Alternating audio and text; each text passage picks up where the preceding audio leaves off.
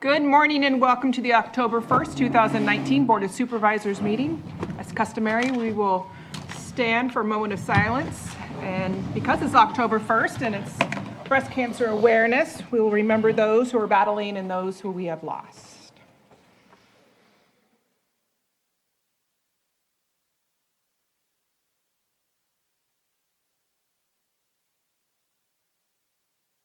Denise, can you lead us in the pledge?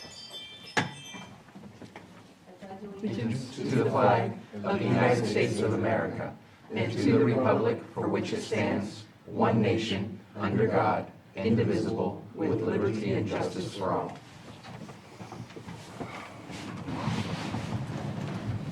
Consideration of extra items not appearing on the posted agenda. Is there any extra items? 5, approval of consent agenda. Consent agenda are items that are seen as non-controversial that can be moved by one motion unless somebody from the board wishes to remove an item for further clarification or questioning. So far I have 5.8 wanting to be removed for questions. Anything else from the board? Any comments from the public? Seeing no movement, I'll bring it back to the board for action. Madam Chair, I move to approve consent agenda items 5.1 through 5.7. Second. I have a motion and a second. All in favor? Aye. Opposed? Motion carries. We'll go back and take 5.8 up later since I don't see Crystal in the audience yet. We can't go to public input, so let's go to calendars really fast. Bruno? Supervisor Sabatier? So I can start off with a few items just to discuss of what happened last week. I did watch the new movie from Dino Beltran and Sherry Treppa, and I don't know the director's name, so I can't bring him up, but they made a new film called Saving the Sacred. It's all about the experience that we've had here in Lake County with dealing with looters of our heritage, our artifacts in sacred sites, and the work that's been done with our local sheriff, currently Brian Martin, and how they, 2 days after the training, caught somebody who had been looting and trying to steal our sacred artifacts from our land. And so just to the showcasing of the work to save our history, to save the heritage of this county, to really showcase the beauty of our county. These are the types of films and movies that we should definitely be talking about and putting out to the public, because there's some really beautiful video of our county, and just the theme and the feeling in the movie of everybody coming together to save the past. To remember the past, not to relive the past, but to really remember it and how it helped us become who we are. I just think it's a really good message. It's a really good film. So if you didn't get the chance to see it, it was the first showing in the city of Clear Lake because it's right next to Anderson Marsh State Park, which is one of the major areas that they discuss. A couple of our supervisors here were on the film, Supervisor Brown and Supervisor Crandall. We had previous supervisor Jim Steele was also on there. Sheriff Martin was on there. Lots and lots of local people that were talking about how we're all working towards saving the sacred.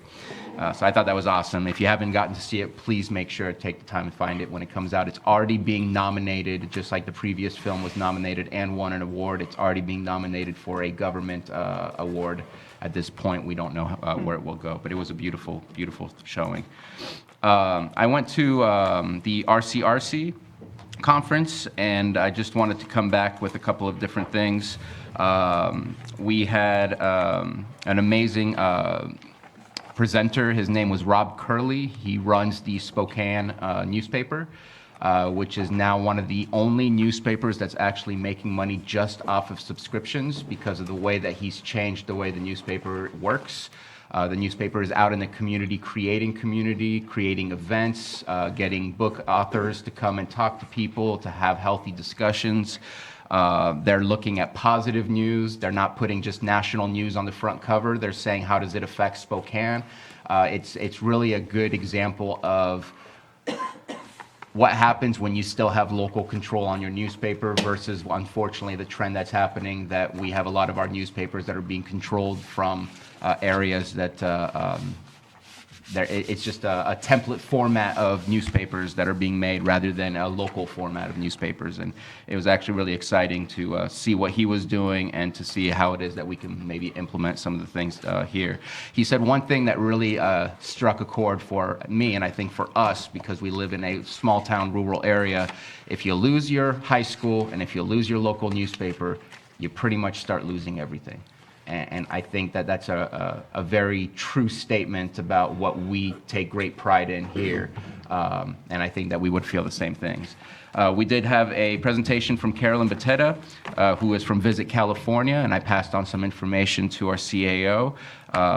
They are offering some grants to help us market our area. They're doing a new, other than just Visit California, they're offering a new thing called road trips, so that when you land in our main points of entries in California, now we can be described as a destination for people that want to leave San Francisco, that want to leave Los Angeles, things like that. We also had a presentation from an FBI special agent. I found out that if you're not aware, we have what's called fusion centers. If there's ever a terrorist attack or any kind of mass shooting or any kind of large issue as such, that the fusion center, with ours is located in Santa Rosa, would be one that coordinates all federal agencies to our area to help out with whatever our needs are. I wasn't aware of that. There is one thing that is coming up, and it's just to put on your radar, and I have not spoken to Jan Coppinger about this, is the EPA is asking us to start testing different things in our water. So there's something that we'll soon start hearing about, PFAS and PFAOs, and I think it's a plastic derivative chemical, and they've not been testing for that, and unfortunately they're finding that 40% of all water districts are above the levels. So we'll have to see what ours looks like when we get to that part of the testing. We'll see what the remedies look like when we go down that pathway. Other than that, this afternoon I do plan on having a meeting with Public Services, and I'm trying to get my calendar now so I can tell you about my future activities.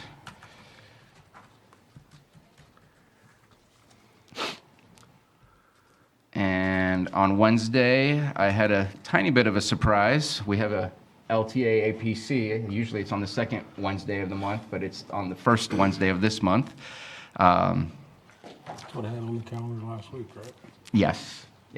And I just had it automatically set in my calendar on the second week, but it's been on our annual calendar on the second for a while, so I changed that up.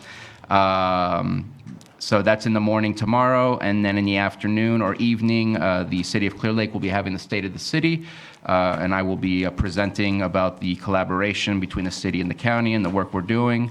I think the City of Clear Lake is doing a really good job right now of moving forward. I am having a meeting with the mayor of Clear Lake on Thursday, a meeting with the head of the NAACP on Thursday, judge's breakfast as well in the morning. I seem to be clear at this moment on Friday, and I will have a Middle Creek Restoration Committee meeting on Monday the 7th, and then back in the office to study for our meeting and have my meeting with the CAO. Supervisor Simon. I got meeting this morning, and then this afternoon have the South Main annexation meetings with the City of Lakeport, and Tina and also the rest of the staff. Tomorrow I have the Lake Transit Authority Area Planning Council in the morning. Thursday I have another meeting at 9 a.m. I think with MPIC with the Workforce Alliance North Bay. Friday I have my office hours down in Middletown at the Gibson Museum. Saturday will be down in my district on Saturday, and then Sunday I have a funeral I'll be attending for Wayne Jackson at the Twin Pine Event Center. And then back here on Monday for a meeting with Carol, and Tuesday the 8th, back here at the board. Supervisor Brown. I have some catching up to do. I've been out of town for a couple days over the weekend and last Friday. And so I'm going to check in with Carol and get caught up on a few things, maybe this afternoon or tomorrow, if it works into your schedule. Yes. Just getting caught up on the discussions that we've had on some other Yeah, things. if you're available late afternoon today, Maybe, yeah. because we have the 2 p.m. meeting with Lakeport this afternoon. Right, okay. Okay, So I'll follow up with you on that. Mid to late Yeah, and then I have, Thursday, I have a guest speaker at the Middletown Rotary Club in the morning there. And got a couple meetings scheduled for Friday morning, nothing for Friday afternoon. And then what time was Wayne's memorial service? 10 a.m. On Saturday? Sunday. Sunday, okay. Okay, yeah, I'm gonna try to make that. And back in the office on Monday. And if you don't mind, Friday afternoon, is that a good time to try and make that meeting happen for the hemp committee? Sure. Okay. Yeah, Friday I afternoon. was going to check in with the Farm Bureau and CDD and Ag to make sure that Yeah, would we work just, too. we need to be able to put it out there. 72 hours It's before. compliant with Brad Act, yeah. Right. Yeah. Supervisor Crandall? Yeah, so last week, we had the Blue Ribbon Committee on Thursday, and we're finalizing a report and some of the other verbiage to go in for the Blue Ribbon Committee so that we can operate in full effect next year. So we'll be concluding that in November. That next meeting will be concluding all of those reports and preparing all of the other verbiage in the document for the Blue Ribbon Committee to move forward. And let's see, tomorrow I have the Huffman Ad Hoc Committee that's over in Ukiah. And it's in regards to the two-basin solution that has to do with the removal of Scott Dan or or otherwise. And so that's from 11 to 2. I have an Earth Committee meeting afterwards, and then a CSA 2 meeting at 7. So then Thursday is the Workforce Alliance meeting, I think, that Moak and I I think we scheduled that in the Yeah. afternoon. It's in the morning, actually. Oh, in the right? morning? I Yeah. think it's early in the morning. Oh, yeah, it's at 9. Yeah. Okay. And then on Friday, I'll be visiting the Hilltop Recovery Center over in Clear Lake Oaks. Saturday, there's multiple things. There's an event for the Paradigm College that I'll be attending in the evening, but I'm kind of double scheduled there, so I got to see how it works because there's homecoming at Upper Lake High School. I got to be sure I'm there for that, for the football game. And then back on Monday, Middle Creek Restoration, meeting with the CAO, and then back here on Tuesday for the Board of Supervisors meeting. Okay, my calendar after today's meeting, agenda review, and then a meeting at 2 o'clock with South Main Street, Lake City of Lakeport. Tomorrow, Coffee with a Cop from 7 to 10 at Renee's here in Lakeport. 11 o'clock, I have a meeting with the Executive Director of Hope Rising. And then the afternoon, I will be helping out at the cross-country meet that will be at Highland Springs tomorrow afternoon. Thursday, I don't have anything on my calendar, so I'll be catching up on phone calls and emails. And then Saturday is the Walk for Survivorship here in Lakeport at the Old Natural High School. And then also there's a pumpkin festival downtown Lakeport. And then I'm also going to be trying to attend the New Paradigm meeting at 2:30. But that day's pretty packed, so we'll see. And then back here in the office on Monday. I was asked to take up 7.2, but I was kind of waiting for staff to come in, so I didn't. Yeah, and this took longer than we anticipated, so, and I know at least one other department is coming for the grand jury He's not here yet. response, they're not here yet, so. Okay, so public input, 6.1, 905. Is there any public input? No public input forms. And then we have just a couple seconds. We'll wait for the count. Our 6.2, our 9:15 a.m. item, but it's 9:14. Bruno, yeah, sure, Bruno. Want me to give you a I quick always rely anecdote of on you. something absolutely entertaining? So this Or Rob you Kern. can read it, and by the time you get done reading it, it'll be ready by the time staff gets up here. Really fast, Bruno. Real fast. So we know NIMBY, but we don't know banana. And banana is billed absolutely nothing anywhere near anything. We've had that here, yeah. I've never heard that before, and I thought Oh. that was really entertaining. Banana? Banana. Yeah, Okay. it's all nuts. Our 6.2 item, our 9:15 a.m. item, hearing nuisance abatement assessment confirmation and proposed record of notice of lien for Lawrence Radcliffe, deceased, in the amount of $7,931.14. Welcome. I just wanted to take a moment and introduce Andy Williams. He is our code enforcement manager. Welcome. Welcome.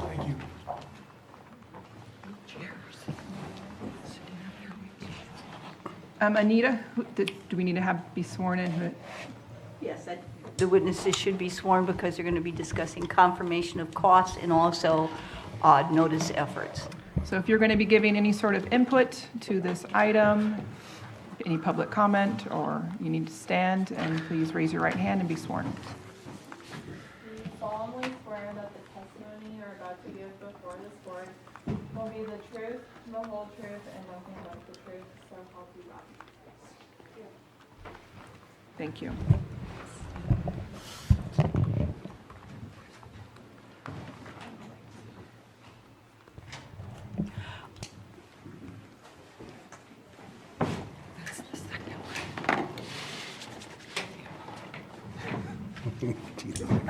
Madam Chair, before staff begin, there is a reference in the notice and claim of lien for cost of nuisance abatement that refers to Mr. Radcliffe as having been deceased.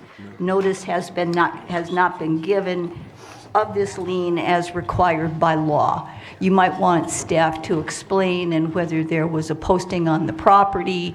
The matter can go forward, although Mr. Ratcliffe is deceased, but your board may wish to inquire about whether there was any posting of notice or any other efforts. Okay, so can you explain the posting that you have done? Can I- morning, board. Can I Supervisor. bring up something just real quick? Up there it says 10 a.m., so I just want to make sure that there wasn't something in the posting that's different than what's on the agenda. No, I failed to see that up there, sorry. Okay, so- It also doesn't have the date where it says Right, October. yeah. So on the notice, well, you can get to the notice, but on the notice it does say 9:15. Yes. Okay. Yes. The notice for Lawrence was posted on the property. It was also mailed to him, certified, returned yesterday. All right, thank you.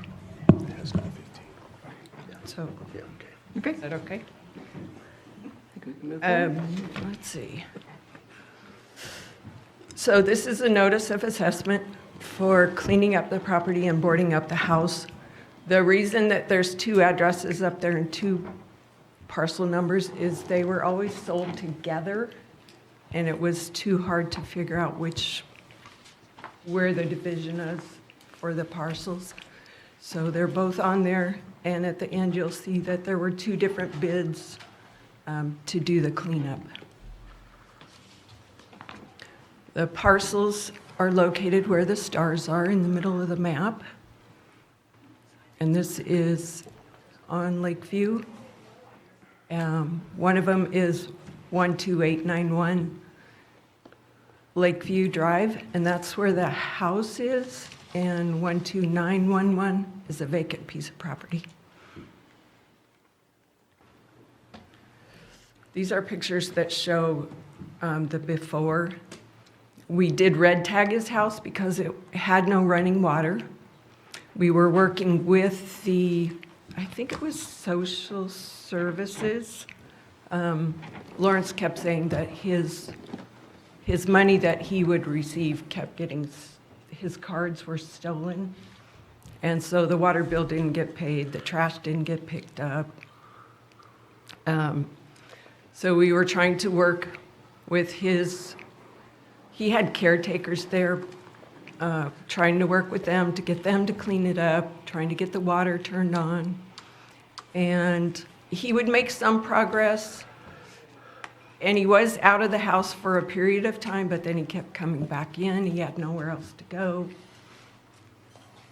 So that's the reason why this it took so long, just because we were working with him.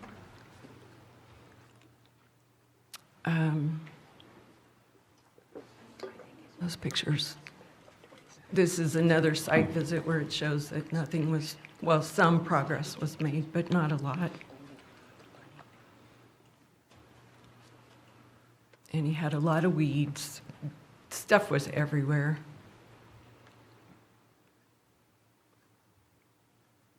And then this shows on December after it was cleaned up. And that structure that was on the front, you could see it right there where the posting is. That was an illegally built enclosure on his, I don't know if that was a driveway or a porch, but it was the access to the front of the house. So we had the contractor take that down, and then the whole thing was boarded up.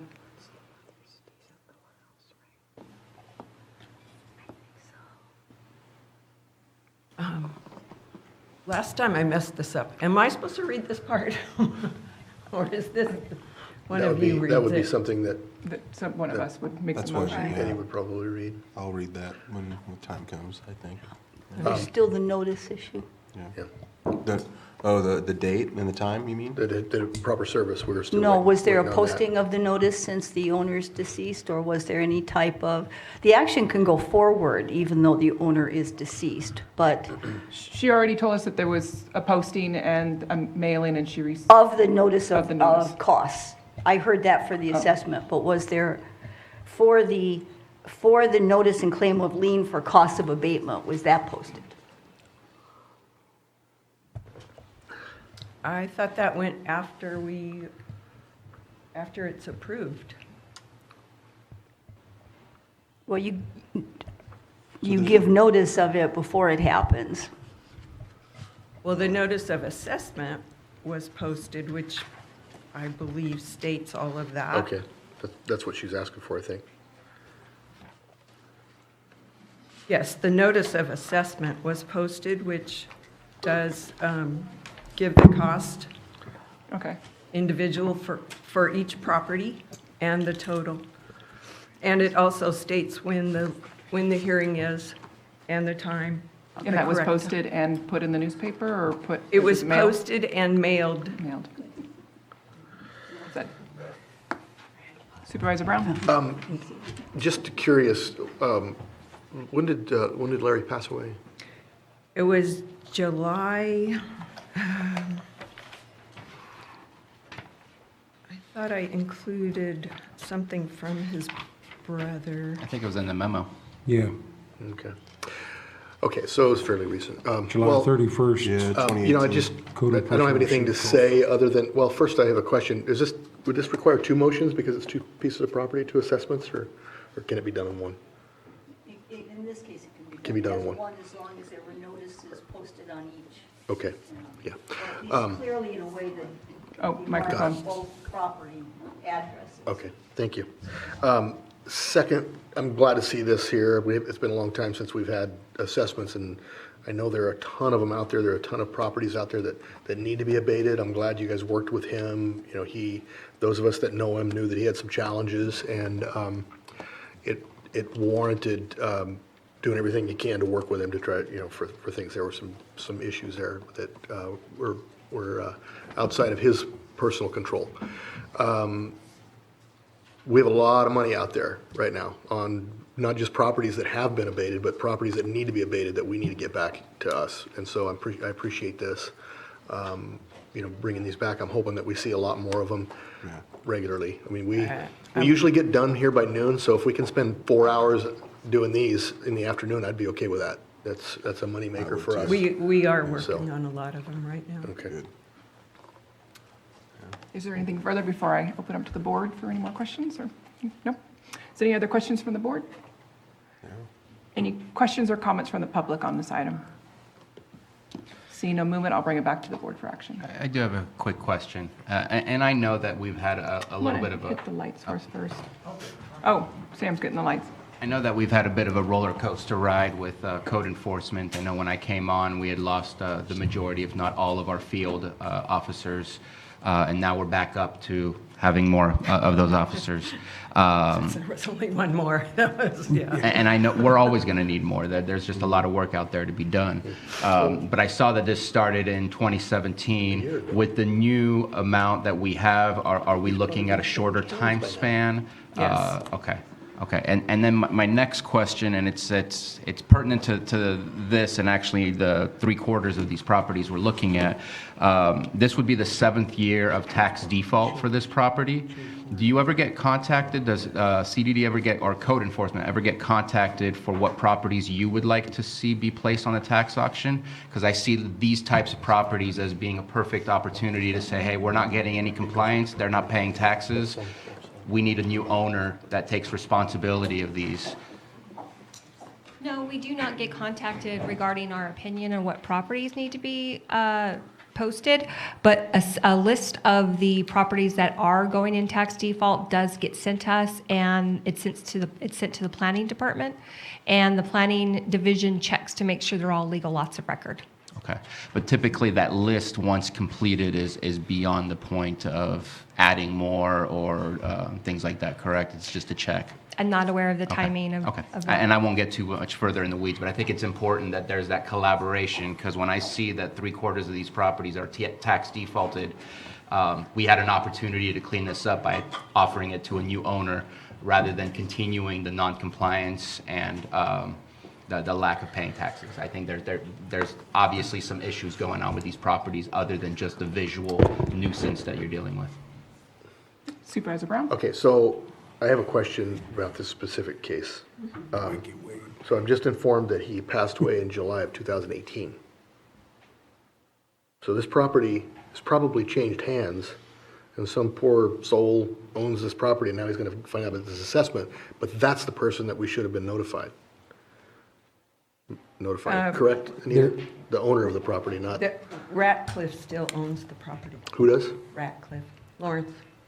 Larry. Okay, so he passed away over a year ago, and he still owns the property. Correct. It has not changed hands. I As far can- as I know, it's not, hasn't Okay. gone on the tax sale yet, Well, it doesn't have to go on a tax but to change hands. Further in the memo Probate. down here on July 31st, it talks about received a call from his brother. Right? There's some information in here in our information that we have in our packet. Talks Right. about who was contacted after he passed away, and it talked to his brother. Okay, but it's, all right here. who's the owner of record? That's what matters.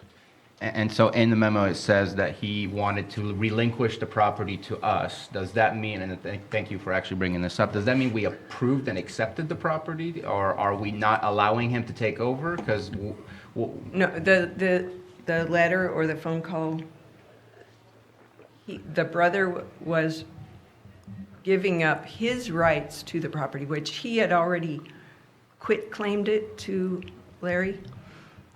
He had nothing, he didn't want anything to do with the cleanup. He was giving us approval to go ahead and clean it up. Okay, so this is getting into the weeds here. Maybe Anita. Maybe he doesn't have the right to, just because he's his brother. He has to be either, it has to be through probate, it has to be through some estate, it has to be some record of ownership. It can't be, well, he's a brother, so he told us we can do whatever we want. We can't just do whatever we want, so. The letter's informational, but that's all it is, because you're right, you don't know exactly what the ownership interest is. I can tell you, though, I'm not offering it as evidence in any way. I can tell you that when I saw this yesterday, I asked staff to check to see if the public administrator had received notice of this for purposes of disposition of the property. And my staff person was told, no, there's been no action filed in Superior Court. That's not a surprise, given the very low dollar value of what would be left of Mr. Ratcliffe's estate.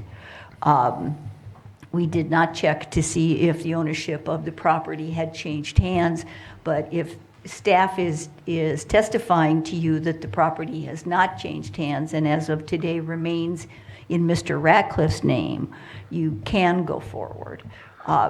Again, the issue is always notice, and that's why you make sure you post it even if someone's deceased.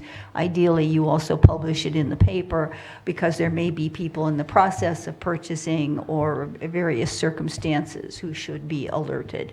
But if your board is satisfied with notice at this point, if staff can testify to you that the ownership remains with Mr. Ratcliffe, then the point about another owner being harmed, which would be otherwise extremely significant, wouldn't have arisen at this point. Supervisor Sabatier? And I recognize that all you can do is look at the record, the current public records. Your job is not to investigate who the next heir to the property is. I saw in the pictures there seem to be some decent-looking houses, if not nice-looking houses on the outskirts. This cleanup is a good thing. So. It was a necessary thing. No, and I believe that too, but we also need to take action I'm not hearing that there's any solid proof of who the ownership is right now. That, as far as we knew, back in the cleanup, Larry Ratcliffe had it. Or it was in his name. He obviously didn't have it. He's deceased 6 months by then, 5 months. So who owns it now? Is it still in his name? I heard. Staff is saying it's I've still- heard, okay, here's what I heard staff say, was that they checked with the brother, and the brother doesn't want anything else to do with it, but the brother had already quit claimed it to Larry, so he didn't have anything to do with it to begin with. So it's not up to him, unless he has something that's been approved through the court, that he is the owner, the guardian, the right to survivorship, whatever, but I haven't heard that. So is that the case? Staff checked yesterday, owner of record. I think Anita was questioning. I did not check yesterday, no. I think it's more a question of when was it checked? Was it checked at the time that the notice of lien was posted? Was it checked if the notice of lien was posted? Is there an easy way we can go check that right now and then come back? My staff can check that if you want to just come back to it. Am I the only one concerned with it? Because if I am, then let's move on. Well, I'm no, just my saying. staff can attempt to check it. It should have been recorded by now. With the last posting was on what date? I did it last week. That was when it was posted. Yes.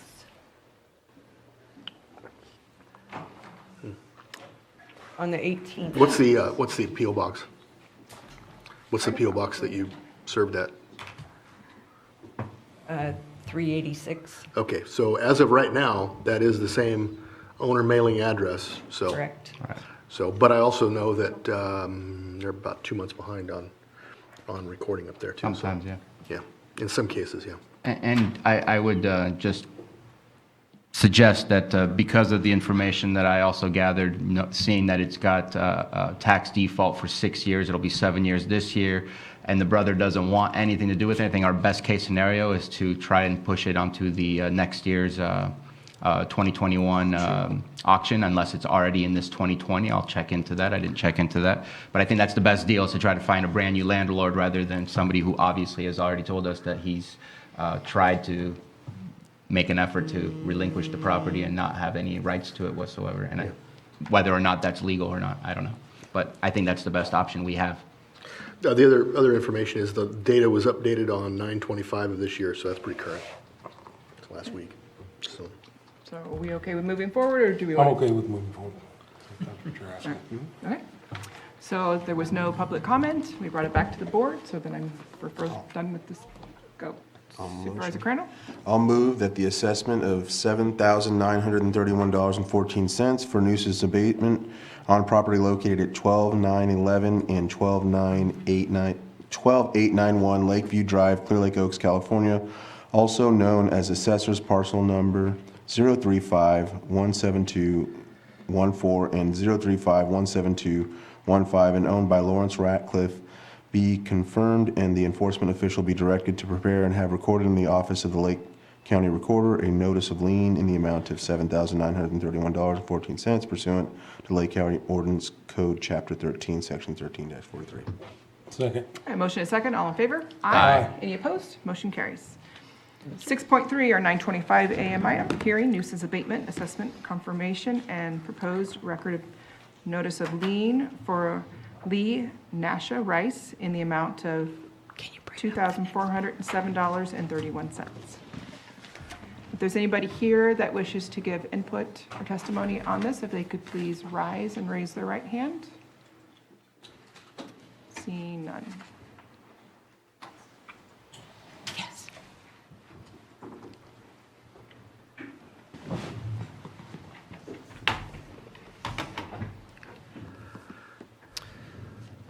Okay.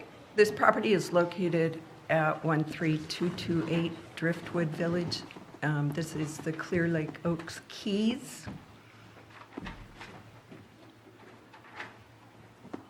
You could barely see it, but it's a property located on the corner of Keys and Driftwood. And this property owner, it has been very hard to locate. The HOA tried to locate her. We've tried to locate her.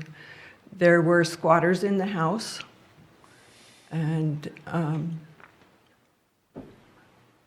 things were posted telling the squatters they needed to move on, they needed to clean things up, they need to remove the motorhome.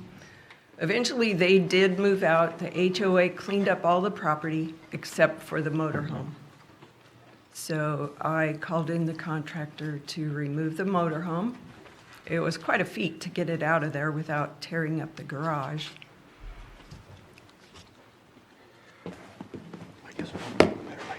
And here you see the contractor towing away the motorhome.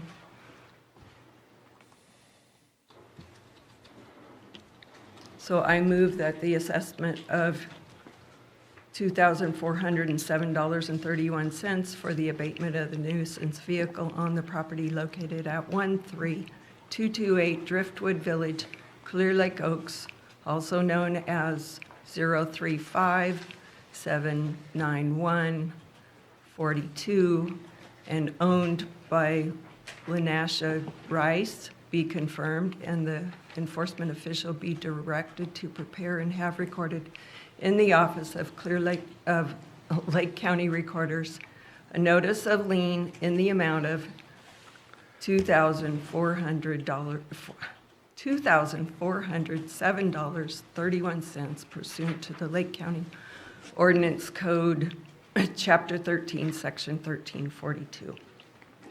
Supervisor Brown. Well, so again, thanks for bringing this forward. It's over a year since the abatement was done, and so I'm hoping that we have a lot of these because, and I misstated a bit ago about this being a moneymaker. It's not a moneymaker, it's just reimbursing us for the costs that we have, which is substantial. The moneymaker part of it is the value of the neighbor's property and all this other stuff that goes up that we have such a problem with. So I'm glad to see, I want to see more of these. I want to see a lot more of them, so thank you. Appreciate that. Supervisor Crandall. Yeah, I'd have to add to that because especially in this area that we're talking about, the Clear Lake Oaks, my town hall, Earth, this is one of the properties that they've been discussing. It's been a problem for quite some time, and it also degrades the neighborhood, aura. So that's another. I just want to ditto what Supervisor Brown said. So thank you for bringing this forward. I know there's a lot more, but at least we're getting started. So. Yeah. Even I got to complain of the property. Is there any public comment on this item? All right. Seeing no movement, I'll bring it back to the board for action if there's nothing further. So I move that the assessment of $2,407.31 for nuisance abatement on property located at 13228 Driftwood Village, Clear Lake Oaks, is also known as assessor's parcel number 035-791-420-000, and owned by Lenasha Rice, be confirmed, and the enforcement official be directed to prepare and have recorded in the office of the Lake County Recorder a notice of lien in the amount of $2,407.31 pursuant to the Lake County Ordinance Code, Chapter 13, Section 13-43. Second. I motion and second. All in favor? Aye. Any opposed? Motion carries. Our 6.4 item, 9:30 a.m., hearing and nuisance abatement, assessment confirmation, and proposed record notice of lien for Michael Hart, deceased, in the amount of $15,175.53. And again, if we could just go over how you notified. This one, Mr. Hart is deceased. We did an exhaustive search for family or anybody else that might have interest in the property. If you could put the microphone a little closer to you. That might have interest in the property. We found none. Certified mails were sent out and to the last known address, which was a P.O. box in Lucerne, and they all came back returned. Okay. And we put notice on the structure or the house itself? That I did not do. All the notices that we put on were immediately torn off by parties unknown. Okay. I think there's a lot of, in that area that's right by the post office, there's a lot of people that roam around. And I would think, and this is just, of course, an assumption, that people are probably waiting to squat on it or something, so they just tear it, you know. That's just the speculation, of course, but. Okay, Anita? Well, in this case, it's up to your board to determine if you feel that due diligence was employed here, and certainly there were efforts made. Your board may want to consider just when an owner cannot be found for whatever reason, whether it's they're deceased or just unavailable, just a brief publication of a hearing notice in a local paper. That will remove all doubt as to the adequacy of the notice. I believe that would probably be a good idea, to put something in the paper. Do we need to do something to make sure that happens in the future, or just? No, it's already provided It's for in the ordinance when owners are unavailable, so. And I would suggest that you don't know who's ripping it off. It could be an actual property owner, and I think it covers us really well if we still continue to do a dual way of trying to get to people. That way we can say, look, we did it this way and we did it this way. If you didn't receive anything, we're following whatever address you have on record, and that's the only address that we can follow. But I think that if we choose to stop because it's being ripped off, again, we don't know if it's the next owner that's ripping it off, so it doesn't make their property look bad, but they still have the paperwork. So I would suggest that we continue doing that. I'm looking to Ms. Grant. Does the posting of our agenda count as a posting? I mean, I know it's specific to us, not to the general community, but at the same time, we did post it 72 hours ahead with the address and everything else. It assists, but it's not quite the same as the personal notice that is generally required under the law.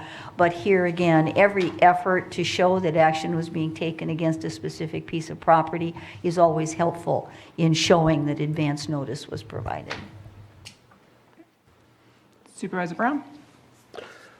So, I don't want to get off on this, we can stay on this here, but when we do this, if we're going to require a legal notice in those situations, which I agree, they're not a legal notice as defined by law required legal notices, because this is something that we're doing on our own as an extra step, correct?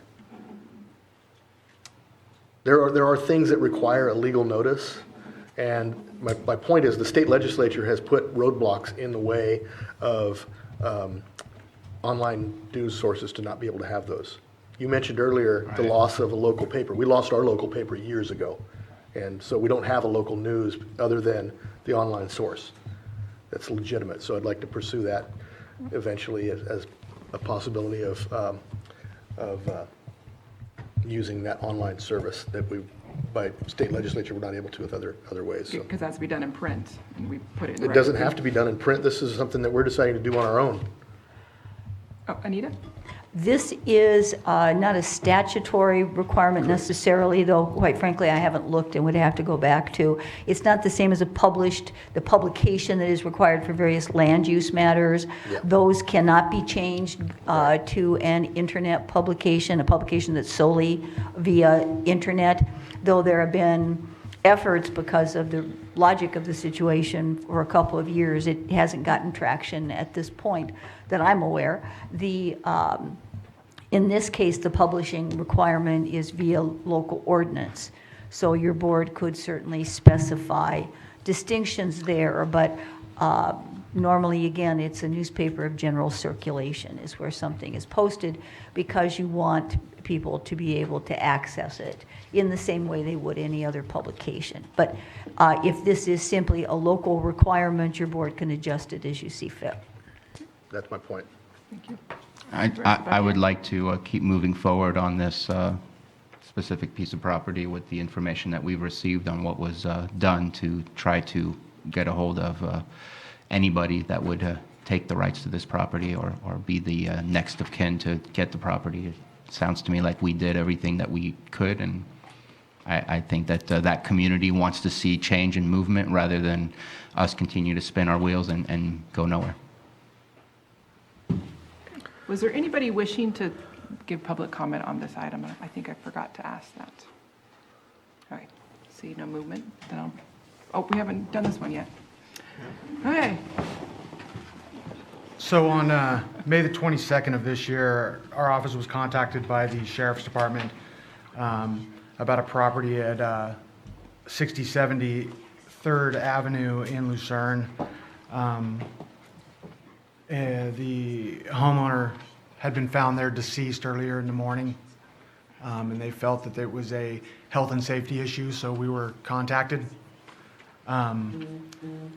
Myself and one of the building inspectors showed up on scene shortly thereafter, and as reported, it was a complete mess.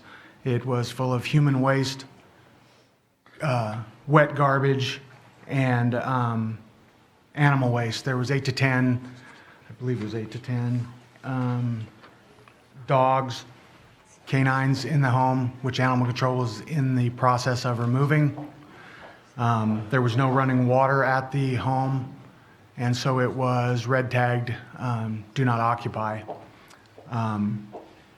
I returned back to the office, spoke to my supervisor at the time, and a determination made that there was a large health and safety issue. I called environmental health. They went out and looked at it. Didn't meet their criteria for hazardous waste as far as oils and gases and solvents and things like that. But there was a hazardous waste issue with the human waste. There was 15 to 20 gallon-and-a-half water bottles full of urine strewn throughout the place, black mold and other types of mold throughout the place. As you can see in these pictures, it was one of the worst I've ever seen. When I got back to the office, I contacted Supervisor Crandall and let him know what was going on, and he supported me on a summary abatement. I contacted county council, sent an email. They got back to me and said that it was appropriate for summary abatement for the life safety hazards only. And so that's what I put together a report, went and spoke to my supervisor and to the director, and we started the bidding process for summary abatement. I put it out to 5 contractors, only 2 showed up. The lowest bidder was given the job, and we got moving forward on that. There's a few more pictures of the property.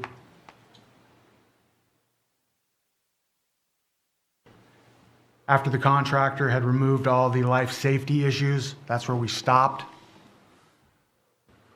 You can see in these pictures that it's not clean, but the life safety issues have been abated. After those were abated, the property was boarded up to keep squatting from happening. And I've been checking on it regularly. Nobody has broken into the home, and nobody is squatting in it. Okay. Supervisor Sabate, if you could get the lights for us. The final cost for doing the abatement was $15,175.53, and that includes the actual abatement and the administrative costs. Supervisor Brown? No. Is there any questions or comments from the board? Just thank you again for bringing it forward. Feel dirty just looking at that. Yeah, it was across the street from the post office too, so yeah, pretty bad. Thank you. Okay, if there's nothing further, then I'm looking for a motion.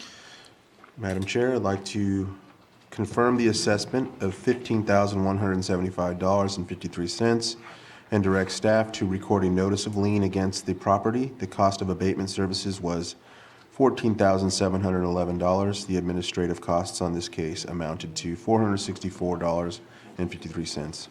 Second. I have a motion and a second. All in favor? Aye. Any opposed? Motion carries. Thank you. Excellent work. Thank you very much. Keep bringing them. Our 7.2 item, consideration of response to the 2018-19 grand jury final report. Carol.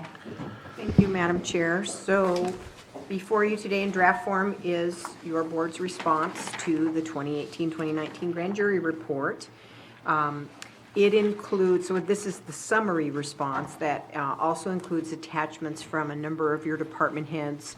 The health services director responded on behalf of her department, the animal control director, the Department of Social Services director, the sheriff, the assessor recorder, the treasurer tax collector, and then additionally, we added a response from the auditor controller that was put in your agenda packet late yesterday. I want to make sure you had an opportunity to see that.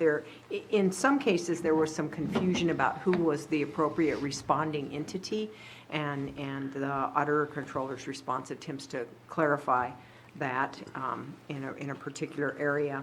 And then also the grand jury had asked your board to respond to some of its findings and recommendations regarding the senior center meal program. So all of the senior centers in Lake County, as you know, the senior centers are private nonprofits. And they did respond themselves through a newspaper article where they expressed their position. But it is the AAA governing board, of which your board is a part. It's a joint powers authority between the County of Lake and the County of Mendocino. And that program provides some meal program funding to those senior centers and has oversight of certain statutory requirements related to those meals. And so the AAA governing board approved its response at its meeting late last week, and that too was attached to your packet. Is there any comments or questions from the board? Supervisor Sabatier? I'm trying to find the page. It was the sheriff's response, and I'm wondering if we have the right years of what we're responding to, because I believe it said 16, 17 in there. In the sheriff's individual response? Yeah, and I just want Was to it make the one sure. regarding the jail? Yes, you're correct. Right on the first page, there is a typographical error of the sheriff's response. Now, the sheriff, because he's an elected official, he has already submitted his response Okay. directly to the judge. But yes, probably should say 2017-18. Right. Okay. Supervisor Brown? The only thing I'm going to add is that I've already said all I'm going to say at the last time we spoke about this. What I would like to see is the grand jury. There was a time that it was really good and worked with us. We have a common goal. We're not us against them type thing. We have a common goal to make things the best we can for the county. And there was a time that was the way it was looked at, and then it strayed from that, and then it got back to it again. And now it's strayed from it again. Hopefully it'll get back to it where we can all keep working in a common goal instead of some power play, that's not productive for anybody. So that's my hope. Supervisor Sabatier? Do you think it would be worthwhile to have almost like a public workshop between us and the grand jury? You're asking me personally? No, we've had those. So. And I wasn't sure, so you've had those. We have public meetings. They're not here. Right. We're here. So Sometimes I see some of them here. they do, in but our boardroom. not here in the form of a workshop or let's have some dialogue or anything like But that. when you had those workshops in the past that you said you had, was that when there was a change, where there was more of a? The last one we had was their attempt to get us to violate the Brown Act by having it in public, or in private with all 5 of us. And I said, stop, we're not doing that. And so that ended the meeting, so. Anita? It would be somewhat difficult to have it in an open meeting, given the confidentiality of the grand jury. It would be difficult for them to avoid the specifics of what's under review. There is an exception that allows for closed session interviews with your board members. Individually. I had a few comments from our responses. One from the R6 about the Veterans Hall and Museum. Just want the public to be aware that we do have a Veterans Museum. It's located here in Lakeport at the CVS parking lot. It's open on the weekends. There's a lot of great information, and locals have donated items so the public can view that. And then also I've been working with the Veterans Resource Center, working on trying to update our wall of honor here in the courthouse. So if you know of somebody that is active military or just finishing boot camp, I would love for them to send me a photo here and we'll get it up so everybody can see our great people that are out supporting and defending our rights. And then also for the bringing attention to our foster youth. It's been really exciting to see social services and our nonprofit agencies. They have been working very hard to bring more resource families for our foster youth here in the community. They've been working collaboratively. It's been very exciting to see that. They have brought in more homes. And if you are looking to help our foster youth, we need more homes in our community. So many of our youth are sent out of Lake County, so they're not only losing their family, they're losing their community. So if you are willing, please give me a call, 849-4414, and I will tell you how you can become a resource family and help our foster youth. Supervisor Sabatier? I have a question to Carol and Anita. The choices that we have is either agree, disagree wholly, disagree partially. Can we add like a not applicable so that when they're asking a question to a department that doesn't have, because it seems, if you're just browsing through, oh, they disagree. Well, no, we disagree because this is not applicable to this department. Is there a possibility of ever changing the choices so we can add not applicable to department or something of the kind? You can add explanatory material, but the responses are actually established by state law. Okay. So you can't really deviate from the way that the state law has set up your responses. You can certainly explain and augment and include the fact that this is just not applicable because. So you just can't do it in the direct response part. And I know that that's what we did because that's the right thing to do. I just know that people read headlines. And so, just for example, regarding the grand jury's request that your board respond on the senior center meals recommendations, because I sit on the governing board of the Area Agency on Aging, I did write a letter to Judge Bum clarifying for him who is the responding entity. So, but yeah, the categories for response are somewhat limiting. I wanted to add a "oh hell no" category, but I couldn't. So. Is there anything further from the board before I open up to public? Supervisor Simon?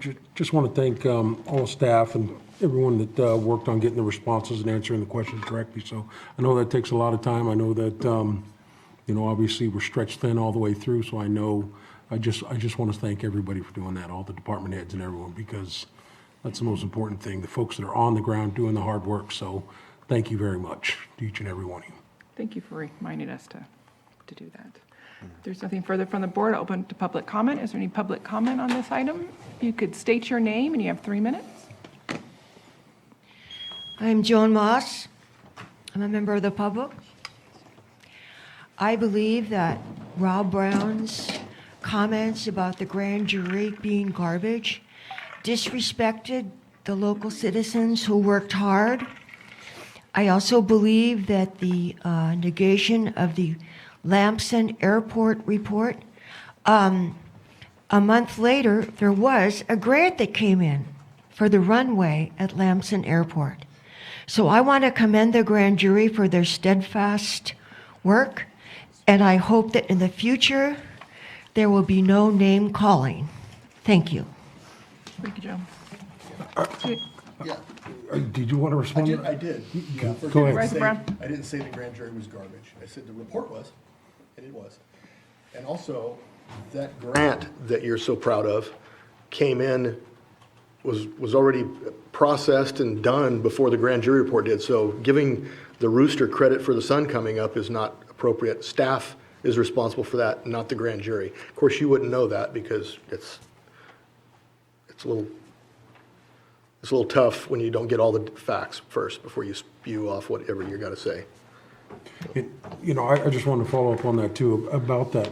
It had been worked on for months, and agree with the credit going to the staff. It's great, but I think it goes back to a little bit of what Rob was saying about collaboration and information gathering as what's going on in the county, and I think that's where we want to get to, because a lot of this stuff, is being worked on, especially that project. I know since I've came on the board, it was a conversation that had been happening, and it finally came to fruition, and it wasn't because of the report, it was because we know for the economic viability of this county, that's a very important project, and it'll be focused on. And it was stated in our 2028, our long-term visioning program, well before that, just because we all understand how important it is too. And so I just want to push it back to staff, that they've done a good job in having the vision. Is there any further public comment on this item? Seeing no movement, I'll bring it back to the board. Madam Chair, I move to approve response to the 2018-19 grand jury final report and authorize the chair to sign. Second. I have a motion and a second. All in favor? Aye. Any opposed? Motion carries. Thank you. 7.3, discussion and possible direction concerning area plan updates to include timelines, meetings to date, and the update process. Crystal? Crystal. The board hasn't wanted to take up 5.8 while Oh. you're here. Are you able to wait? Can we do that? Thank you. Sorry. Is it possible to do that right now, Yes. since that conversation should be like, Yeah, let's take up 5.8 really fast. Sorry about that. So we'll take up 5.8, approve and amend to the lease agreement between the County of Lake and Margaret E. Lyons, Surveyor Trust for installation of generator and transfer switch to the Anderson Ranch Parkway office, and authorize the chair to sign. Supervisor Sabatier, I think you had a So question on- the reason I, thank you, the reason I asked to pull this item and have a discussion is I was worried that there was no delineation in the agreement as to who was responsible if there was any damage to the main building due to the connection of the generator. Let's say the generator is made live and there's some other electrical issues that come, there's just, when you plug something in that powerful, there's just potential for things that could happen. And I didn't know what the original rental agreement said, what the delineation was for who was responsible for the building. And so I just wanted to ask the question and see, because right now it looks like there's no responsibility that's being delineated for the additional, very powerful generator. Crystal. Crystal Marketan, Director for Social Services. I don't have the answer for that right now. I can do some research and bring it back to the board. Okay, and do we have information that we? Anita. The original agreement would make the lessee responsible for any damage the lessee caused. And as far as removal, the agreement itself, the addendum itself does say that in the course of removal, county shall restore the leased premises to the condition which they existed prior to the installation. That would include any damages that resulted from the removal of the generator from the premises. So both issues are covered. Okay, just wanted to make sure that that was in there. So you comfortable with that? I'm very comfortable. I just, I saw no indemnification, no nothing, and I figured it was either in the other rental agreement or lease agreement, or it needed to be added, and so I Yes. needed to ask the question. Make sure we were protected in some way, shape, or form. And it's a very good question. The addendum simply deals with this one collateral issue, but all the provisions of the existing agreement are still very much applicable. Any further questions from the board? Supervisor Brown? Good news is we got a little time to find out, because it looks like the hoax perpetuated by PG&E is probably going to be put off for another year with any luck. Unless you're in the foothills, then you've had it twice We're already. not. Yeah. We're no. not in the foothills. Glad to not be. When is it set for installation? Do we know? I don't know. I think we Was that weren't name ready calling? with the last PSPS, careful about the call for in Lake County. No, it's not. But my understanding is that we're somewhere on the list within the same time frame as the courthouse. Great, which the courthouse just occurred this weekend, past weekend, so that's good. Okay. Well, there you go. Nice. Thank you very much, Anything? Crystal. You're welcome. Is Thank there any you. public comment on this item?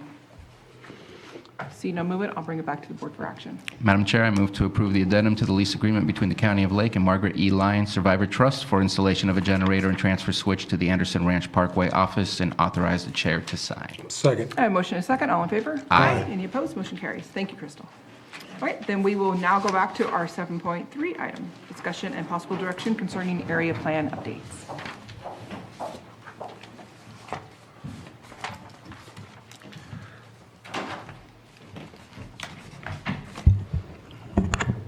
Good morning, Michael and Del Val, Community Development Director. Byron Turner, Principal Planner. The Principal Planner position is the management function for the Planning Division, and Byron has put together a PowerPoint presentation on the area plan updates. Thank you. Thank you. I'm going to start with a brief overview of what the area plans are, what they're good for, a little history, and then present some steps for moving forward, and also finally give some recommendations when we move forward here today.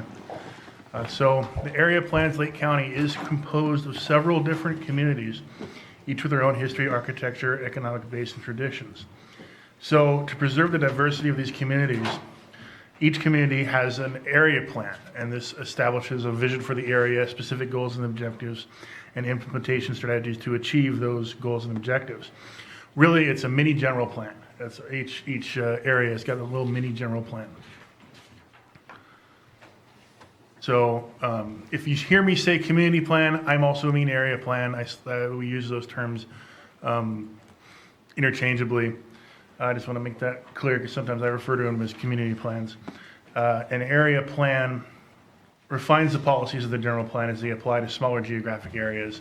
There is a California Code 21083.3 that gives us the authority and guidelines as far as what should be in an area plan. It doesn't have to cover everything that's in a general plan, but it can though. If there's some general plan policies are going to be a countywide policy. We don't need to focus them down into separate areas. Others are specific to the area that we're talking about. So the Lake County area plans have been updated as follows. The oldest one was last updated in 1988. That's Lower Lake, Cobb 89, Kelseyville 95, the Upper Lake and Nice area plan in 2002, the Rivieras in 2007, Shoreline area plan, which consists of Lucerne and Clear Lake Oaks in 2009, Middletown 2010, and Lakeport 2012. In 2017 and 2018, staff had begun constructing area plan guidelines. The idea was to try to get the communities themselves to do their own area plans and then come back through. That, for various reasons, stalled and never really went anywhere, at least not the vision of the director at the time. No formal meetings were held, although we did have informal meetings. I went to the Cobb Area Council a couple of times, spoke to them. I've had meetings with some groups from Lower Lake, as well as Kelseyville, talking about the future of their area plan. This map is kind of hard to read, but it really breaks out into regions. As you can see, each region is fairly large, so they can be broken down into subregions or also known as study areas. A good example of that would be the Middletown area plan, which has study areas of downtown, the Coyote Valley area, and the Gwinnett Ranch. Obviously the policies that would be in Lucerne don't really apply to the eastern portion of the county.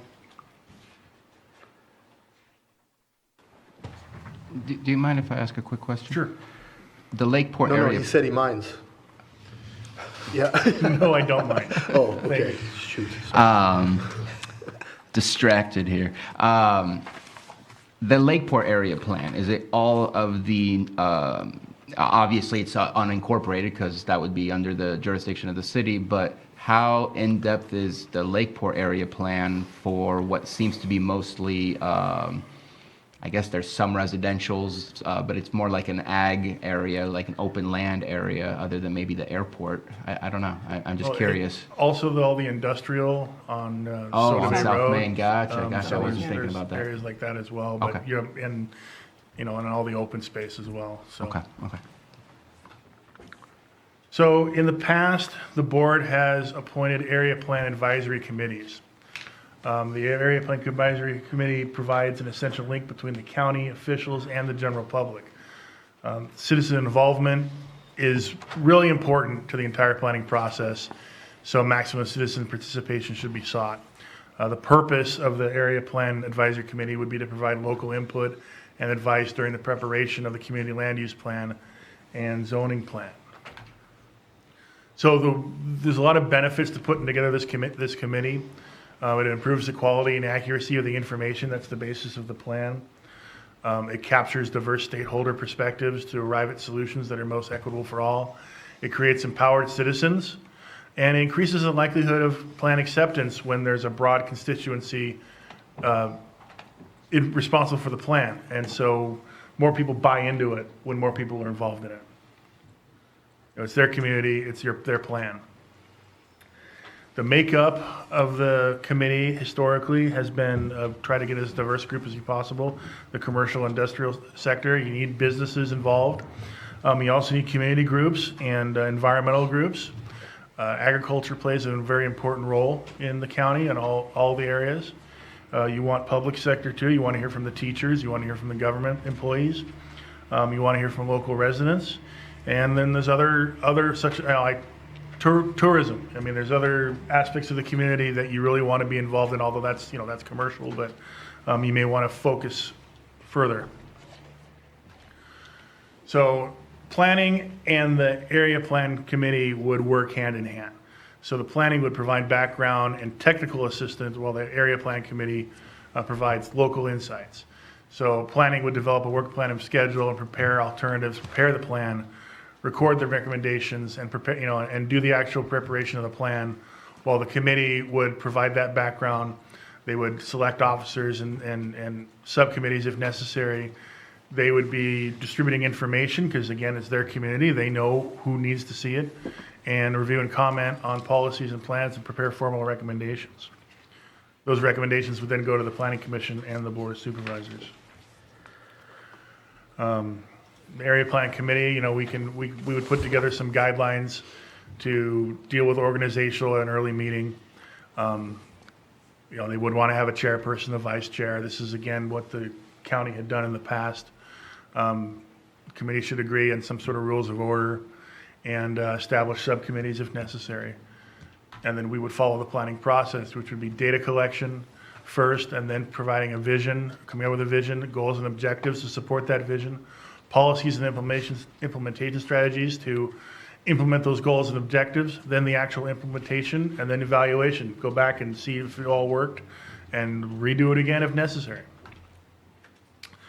So in order to accomplish this, we would need to start by putting ads in newspapers or website or public places, advertising committee openings. Once enough applicants are in place representing a broad spectrum of the community, the board should adopt a committee. Each plan we anticipate would take 12 to 16 months. The board, we think the board would be responsible for evaluating the applicants and appointing people to the committees. Putting it all together, we've got to develop a public participation strategy, create a contact list, conduct interviews to staff the committee, establish the committees, provide as many opportunities for participation as we can, conduct public outreach, incorporate public input, and then continue stakeholder involvement. So our next steps, we think, should be to advertise and appoint, and then we've got some recommendations regarding budget and staff, and then direct staff in order to, with regard to order and schedule. So the budget, the first thing I want to point out is that area plans are not funded by permit fees. This would be general fund. So you have to keep that in mind, the budget going forward, including staff time and overhead. And, to maximize public involvement, we're looking at night meetings. So you're looking at having staff working at night,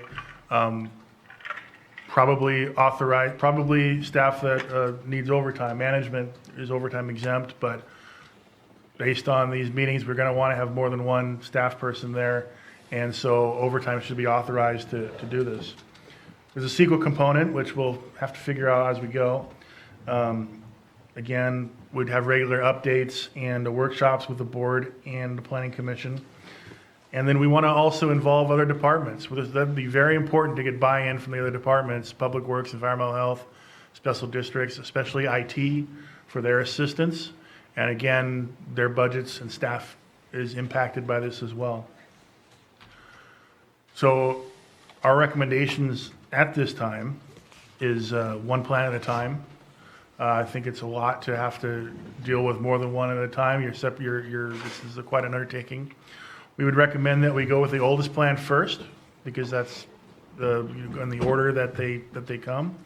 We want staff teams of a manager and other staff for these meetings, so we don't want to authorize overtime for night meetings. And then establish possibly a board subcommittee to begin the stakeholder interviews. So that concludes my presentation at this time. Yeah, and then I wanted to, Michael's reminding me that area plans are recommendations. They're not necessarily the law of the land. They're recommended, so they don't hold, they're not the zoning ordinance. If you're looking for an area plan to allow certain types of uses or not allow certain types of uses, there's still only going to be recommendations unless you change the zoning ordinance. Supervisor Brown? Thank you. I appreciate that. And I think you've outlined the good, the bad, and the ugly on this, but I think the good outweighs both of the rest. And I think we're not starting from scratch. We have a template that's been used as recently as the Middletown area plan. I think, wasn't that the most recent one? Based on that. Lakeport was, but there was, really okay. was mostly mapping updates that was done with mapping Lakeport. updates. Okay, and I think that's going to be the case with a lot of these, including Middletown. Now, the reason I mentioned Middletown, and Mo can weigh in on this, because I agree Lower Lake needs to be done, but the only thing that I would probably differ from you on would be the one plan at a time. And the only way we can accomplish it, we can't accomplish it with staff that we have and do it effectively and efficiently, quickly, like we need to do. But is there any opportunity for grant funding or anything for this type of redevelopment? Here's what I think needs to happen. As much as I'd like to advocate for Kelseyville getting updated, it really does need to be updated, especially in light of all the cannabis stuff that's been shoved down its throat here in the last 2 years. But the reality is Lower Lake, Middletown, and Cobb need it the most, in my opinion, because of the fires. It's got the greatest opportunity for redevelopment, the greatest opportunity for rebuild, for economic development, and it suffered the most. And I think doing Lower Lake and not doing Cobb and Middletown is going to be a disservice to Lower Lake as well as Cobb and Middletown, because I think they all go together. Those three really do go together in light of the commonality of the fires and the devastation that happened and still continues to happen to this day. They're going to struggle forever. So I think because we have that template there that we've already done, I think it'd be really easy. And I oversimplify everything. I get it. I get that. But it'd be real simple to go in there and say, let's pick out the things that we like right now. Let's get that out of the way. And then go to the handful of things that really need to be changed. I think we'd realize that there's just a few things that probably need to be updated. They're big things. There's no doubt about it. But I think it would be relatively simple in light of the fact that we're not starting from scratch. So So to answer your question, yes, there is a possible grant funding opportunity through SB1. Lake County would be afforded an allocation of $160,000 under this grant program. Applications are due before the end of November. And it could be used for a variety of things, including a project like this. The Community Development Director and I talked or discussed this last week, and apparently there's some interest on the part of our Behavioral Health Department in applying for those funds for some of the housing projects they're working on.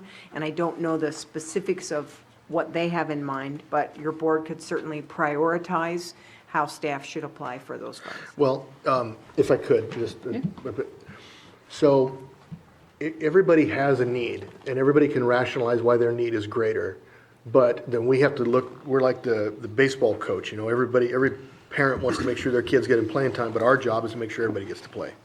And we have to realize that, like just off the top of my head, housing issue is a big deal. Housing issue doesn't make any difference whatsoever. We don't have infrastructure, we don't have an area plan, we don't have all this stuff updated. Can't have the housing without all of that stuff. So by doing this, that actually helps. We could put some money towards that, obviously. They have housing projects already in play, and we need to pursue that. But again, without the planning and without the infrastructure, we can't have the infrastructure without the planning. can't have the housing without the infrastructure. So it has to be done in some reasonable order. We can't shotgun approach this thing. So, you know, in my humble opinion, if we were to be able to get a grant that would allow us to contract with somebody, that basically would get the ball rolling, lay out these meetings, facilitate them, get things going, show what we've done in the past, show the good things in all the area plans that we've done, get the ball rolling to the point where then staff could come in and minimize their time, or maximize their time actually, but minimize their involvement because they have so many other things going on. I think we could see some stuff happen pretty quick. And so that's my input on that. You mean to pretty Do much those three. Okay. Yeah. I know within our housing element, we do have a list of vacant lands, but Byron, correct me if I'm wrong, the area plan would have no effect on infrastructure, correct? No, okay, no, and I said that. We're working on some things for infrastructure, but it's pointless to do that without that plan being updated.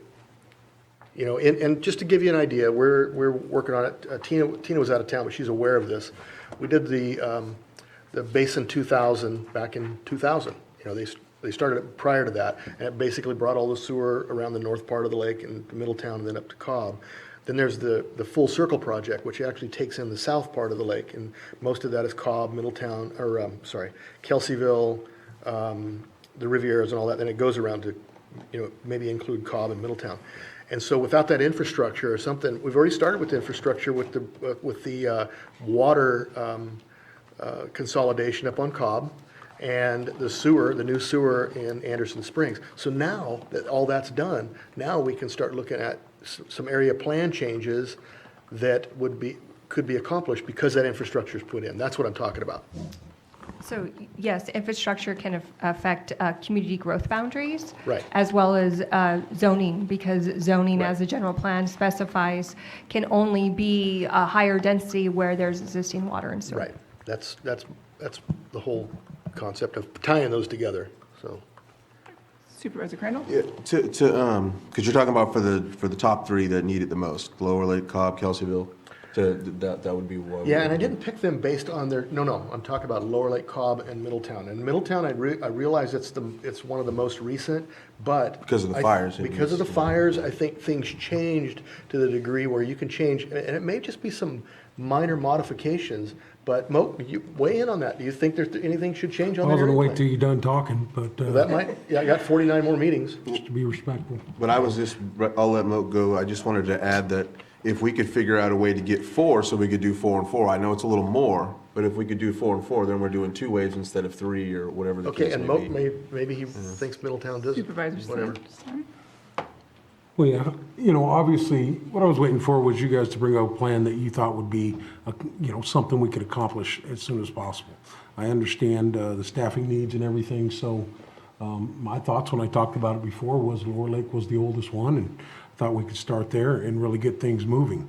You know, I really appreciate you talking about the overall general plan. The area plans are a guide as we move forward and things, and I think a lot of the discussion that came from Middletown's area plan was because of one individual project and looking to see what we could do there. And that's really where a lot of the focus came from. I just appreciate you saying, if that's what we're looking to accomplish in the Middletown area plan, is to look at banning businesses and other stuff like that we don't want. I would rather have it as a collaborative effort as we're moving forward to something that's gonna be positive for the area and update things. So my thought would be, and I've spoken with the folks in Lower Lake, I know they would be excited if we started there to move forward.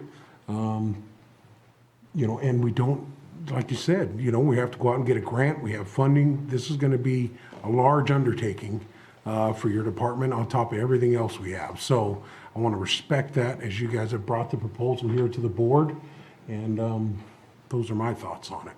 And we all have been affected by the fire, no doubt about that. And we've been rebuilding and doing everything we can. We have the sewer project coming in Anderson Springs like Rob talked about. But I think as far as the plans, I definitely think a focus on one and getting it rolling, getting it as we're going would be easier, because it is gonna get easier. The newer the plans get, the shorter the process is going to be to get that started. And hopefully with the Lower Lake, it would be encompassing all of the plans, the positive stuff, and getting rid of some of the negative language. It was in a few of those that we had read the last time. Could be some simple upgrades towards some of the newer ones. So those are my thoughts. Instead of reinventing the wheel, it would be really nice to use what is good in the newer ones and moving through the process with the oldest ones being updated. And starting with Lower Lake, I'm fine with one because I know it's going to be a big task. Supervisor Sabatier.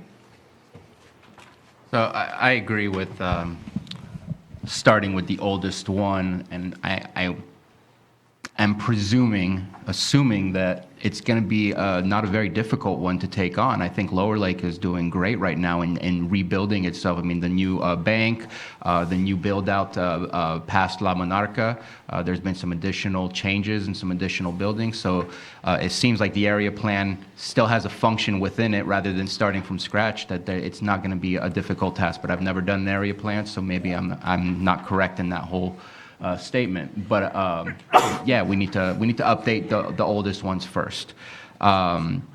This discussion comes from our previous discussion that we had about formula stores. That this is why we're talking about area plans and updating. And I don't think that the area plans in the time frame that it takes resolves the issue that was brought to the board originally.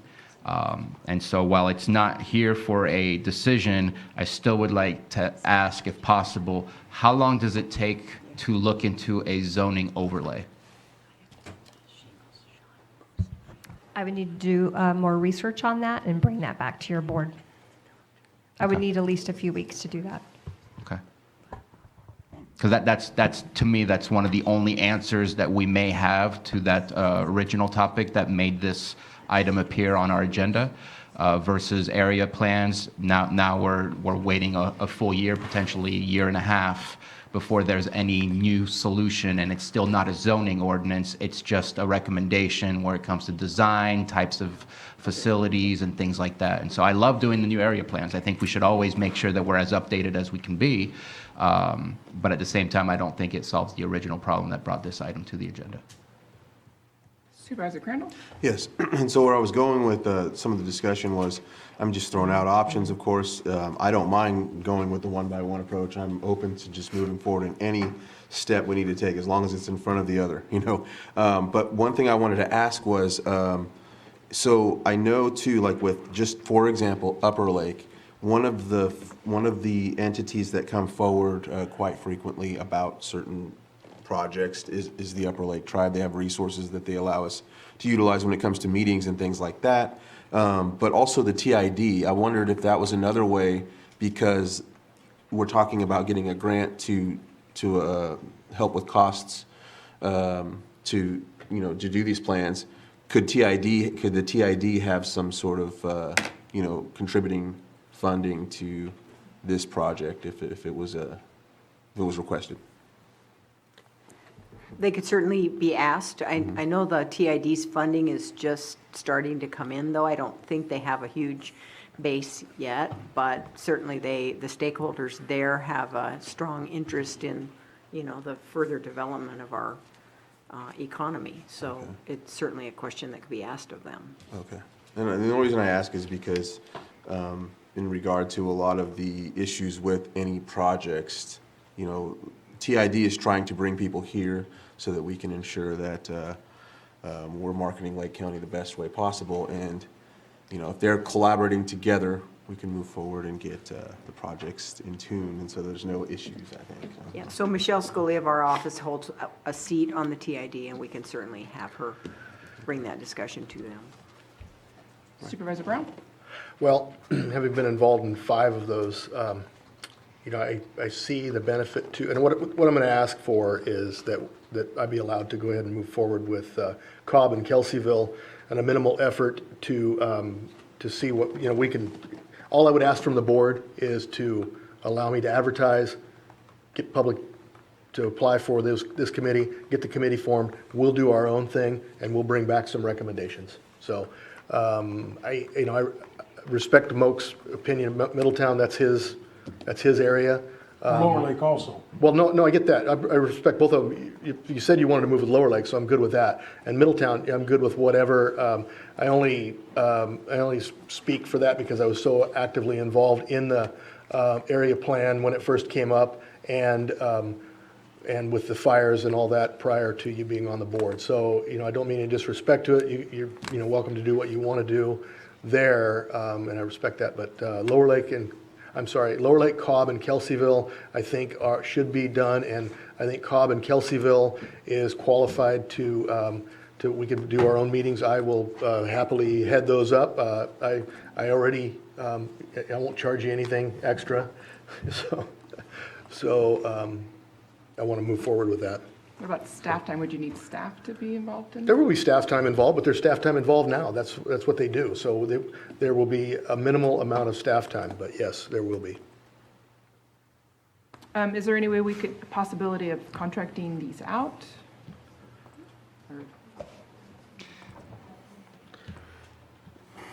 I would like to, are you talking about the Cobb and Kelseyville area? No, just in general, area plans. Is there a contracting area plans out? I mean, it can be done, but I think when we're talking about area plans, and we're talking about the community's plan, to keep it within Lake County is important, and to keep the staff, to keep the people involved in it, the local staff who knows the area, as well as the local community who knows the area. I mean, there's certainly functions that a contractor could do, but it's not going to be able to replace what we can do. And then I think I heard that USDA, that might be another source of grant funding also for area plans. I believe the Lucases were, I think we need to ask them too for funding, grant funding. Supervisor Sabatier? So I do know that for the city of Clear Lake, we went through, I believe it was Cal Poly. They have a master's program. I don't know if it was for public administration or something of the kind. It didn't work out so well, but it's just to show that you can contract it out, because we did. So it's definitely a possibility. And the way they did it is they definitely had the public meetings as well, so they didn't just do their own behind closed doors thing. The project was slowed down and not completed, and we had to complete it through somewhere else. But I know that the contracting is a possibility. So I agree that Lower Lake needs to be first and foremost, since it's the oldest. And I would hope that we can still aim for grants to either lower the cost of that project or to see if we can get started on the second oldest project and get some funding as well for Cobb, and maybe look at outsourcing some of the work so that we can have the least amount of impact on staff, because right now I know that's just it's a constant talking point. We need to get things done, but we also can't push so much through a pinhole. Supervisor Simon? Yeah, I still stay on the path of, starting with the oldest one. Cobb would come up next, and moving through that process. Unless the board decides, oh yeah, just any supervisor can just pick what they want and we move forward. I haven't been through the process. I know it's going to take a lot of time from staff. We may have folks in the audience who will talk about that process here in a little while that have been through it more often. I have not been through an update or even a designing of the plan. So I do know it's going to impact your office no matter what we decide to do. Not having one is a greater impact. I would submit that to you. That's from experience. That's not having your claim that any supervisor can just do whatever they want to do. That is what our job is, to make sure our constituents are represented. And I'll be damned if I'm going to be criticized for asking that there be some minimal effort that I am allowed to continue with, like I've been doing for the last almost 20 years. And I think Cobb and Kelseyville deserve that. We're getting ready to ask for millions of dollars. You're not aware of this because you haven't been in any of the meetings. We're getting ready to ask for millions of dollars of infrastructure for sewer for the South, the Full Circle project. In order to do that, we have to have some updated area plans. And so I'm going to respectfully request from at least 2 more board members that I be given the opportunity to put together a committee at Cobb and Kelseyville and put this thing together. So, well, that's great, but I'll respectfully respond that when I came on board, Jan Coppinger did have discussions of what was needed here in the future about the loops and everything that needs to be done in the Riviera with the system. So have an idea, obviously, that we're gonna be moving in that direction as a county. What I'm saying is each and every one of those need to be updated. I mean, if we're gonna pick and choose, then if we say every supervisor in every district can be done, I'm all in favor of that. But I know I just wanna come back and bring it to the point of, that's gonna be an overwhelming task for our community development department. So my thought would be focused and moving through the process, and hopefully the ones as we go through them, as they get newer, it'll be easier to work through it. It won't be 12 to 18 months. It could be a little quicker potentially. So those are my thoughts on it. And that's why we sit here every day. I can have my opinion, Rob, and if it offends you or you want to come at me, that's fine with me. Don't bother me. I'm not easily offended, but the reason it's even up here is because I asked for it to be up here. So I could have waited for someone else to bring it up, and it may never have come up. I don't know, because no one else has gone through this project, this process. So It's been brought up multiple times. It has not been brought up since I've been on the board. to bring the area plan Our former update. director was supposed to bring it to us with plans. He'd even reached out to the town halls. And I actually worked Lower on Lake that one Action too. Committee, map town hall, all those types of things. Okay. And it never made it to the board. I appreciate the opportunity to have the discussion today. Thank you, Community Development. Supervisor Crandall. You're welcome. Yeah, so one of the things I noticed on Planning Commission was we had a sign situation, I think you remember that.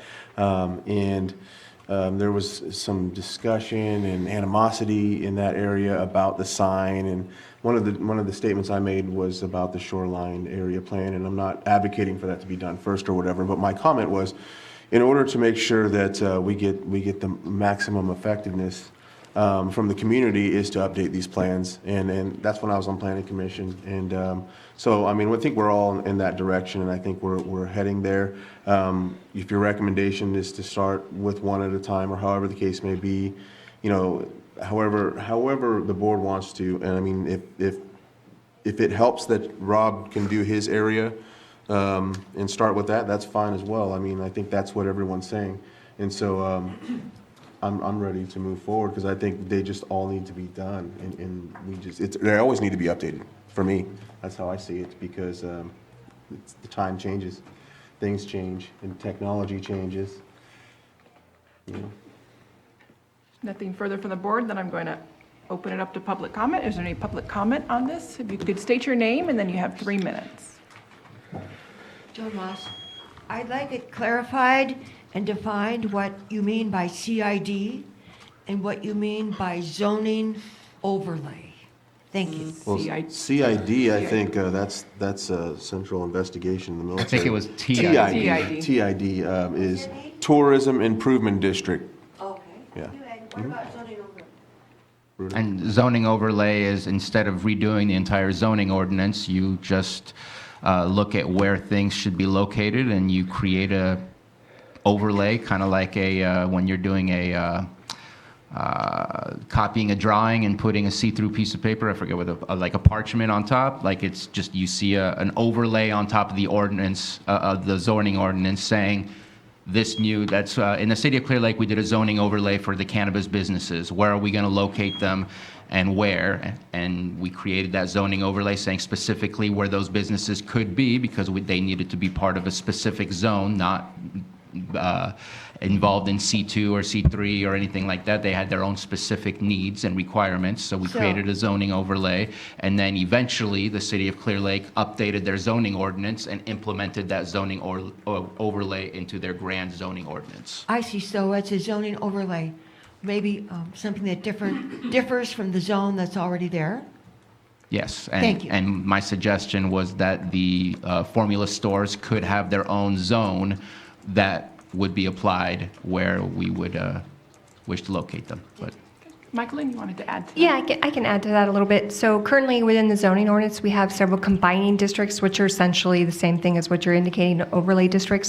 So for waterways, we have a waterway combining district. There's additional regulations.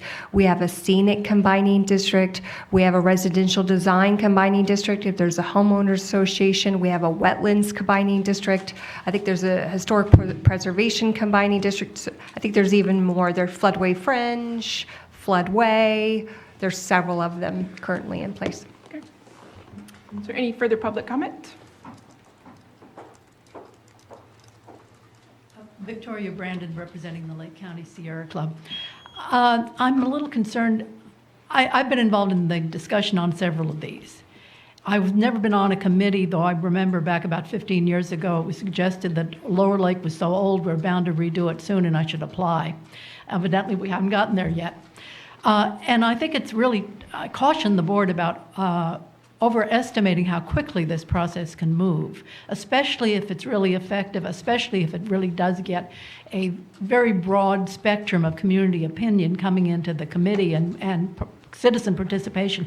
It's going to take a long time, as a lot of specific issues come up from local knowledge, and as disagreements about what the future of the community really should be get hammered out in the process. So it's no kind of quick fix. I'm really glad to see the board addressing these issues, because obviously the area plans seriously need revision, and probably all of them do. But I also would like to support what Bruno was suggesting, that at the same time we'd take another look at the zoning ordinance, think about a zoning overlay to address the question of formula retail that brought us here in the first place. I can certainly imagine while we take the next 10 years doing all the area plans, especially if they've got to be done just one or two at a time, which I suspect will work out that way. In the meantime, all sorts of things happen which are not being appropriately addressed in the planning process. And looking at the zoning ordinance provides an opportunity to do that for the whole county and establish some principles also that I suspect would be very useful in the area plan revision process. Thank you, Victoria. Any other public comment?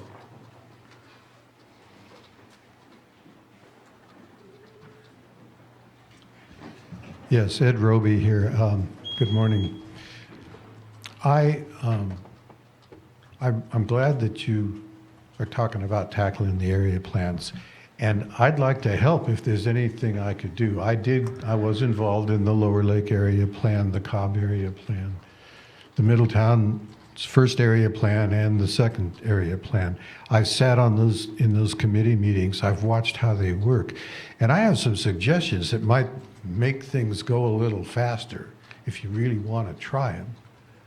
Such as, if you get the right group of, first you need to get the right mix of people. You need to get serious people, not petty people. So you don't waste a lot of time with a lot of during the process, you get to a point where individual property owners come out and say, well, I'd like my zoning changed, or I'd like this different on my property, or whatever. But before you get to that point, you need to have a bunch of serious-minded people that have been in the community a while that can first go through the original area plan. So everybody's got what's current in their minds, and then they're in a position to go through and make whatever modifications are needed. If you can get those serious people, and if you can get them to meet twice a month instead of once a month, you'll cut the time in half. Just one suggestion. And less burnout, believe it or not. And less burnout, right. Yeah. Let's get her done kind of attitude.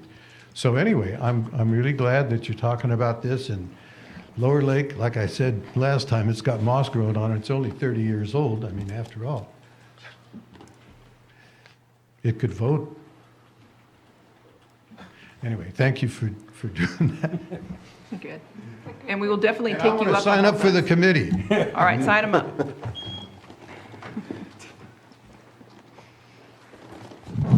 Good morning, Madam Chair, members of the council. My name is Elliot Hurwitz. First moved to the Cobb area in 1981. Lived there for many years, and I finally retired there in 2015, just prior to having the Valley Fire destroy my home and the home of most of my neighbors. Right after the Valley Fire, many of the experienced recovery people that we spoke to at the time told us that we had been hit really hard, and that it would take at least a decade for us to really recover. We didn't even count on the years of additional hits that the county has gotten since then. It's put a tremendous strain on the resources of staff and the county altogether. Well, since my wife and I both had careers in public service, it was kind of a no-brainer for us to kind of dive into trying to into the relief and recovery, which we've done pretty much full-time since the Valley Fire. And a lot of that work's been in the context of the Cobb Area Council, which you all established in July of 2016. And as we've been working month after month as a community on our recovery, course, we've been aware of the importance of the Cobb Mountain Area Plan as something that provides the official rules of the road for everything we're going to be, we're trying to work with together. We've stayed in touch with the Community Development Department, through all this time. And as you said, we're going to get some guidelines that just never really kind of materialized. But we understand that even doing that's been a stretch for the staff. We really have a lot of sympathy for and have seen them work hard to kind of help us get our redevelopment going. Now, I understand clearly that the revision of the Cobb Mountain Area Plan is fully under the purview of the Board of Supervisors. And that's not something that our council has, any kind of presumes to have jurisdiction or control over. Cobb Area Council is not perfect. Just like all our Lake County communities, we have a pretty diverse group of people living up there. And not everyone's able to come on monthly on a Thursday evening to chew on our community areas. We do try and be as welcoming and as open as possible and make it clear that the Cobb Area Council is not the people sitting up on the dais there, but really it's all the residents of the community are welcome to come and sit in the room.